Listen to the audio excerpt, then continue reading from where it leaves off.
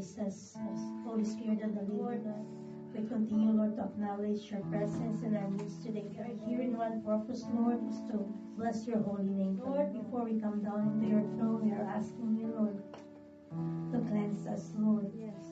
Whatever iniquities that we have in our lives, thoughts, by words, and by deeds, Lord, we are asking you, Lord, to purify us, Panginoon.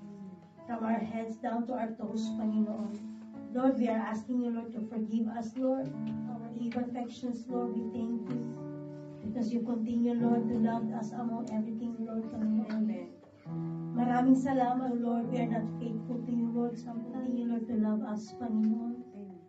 By your grace and by your mercy and by your love, you're always there for us, Panginoon. We thank you, Jesus, for your promise and without you, Lord, we are nothing, Panginoon.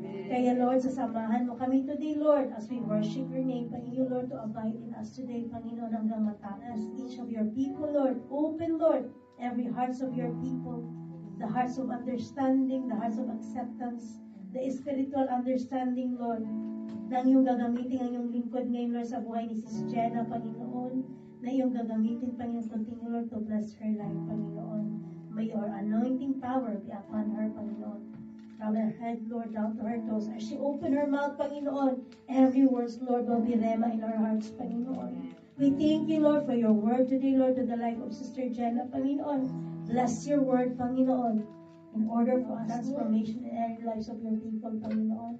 We thank you, Jesus, for everything that you have done into our lives, Lord. Kaya, Lord, continue, Lord, to acknowledge your presence hanggang matapos, Panginoon, that you will be in our midst today, Panginoon. We declare victory for today, Panginoon, and we know, Jesus, that you are in the midst today, Panginoon. In every heart of your people, Lord, you will touch today, Panginoon. You will do something, Lord, miraculous, Lord. Amen. You will do something, Lord, amazing things, Lord, that we don't see, Panginoon, but you will do it today, Panginoon. Kaya, Lord, here today, Lord, by accident, Panginoon, we are here, Lord, because you have a purpose in our lives, Panginoon. Amen. We thank you, Jesus. We glorify your name, Lord. We give you all the glory, the honor, the worship to you alone in the mighty name of Jesus. And everyone would say, Amen.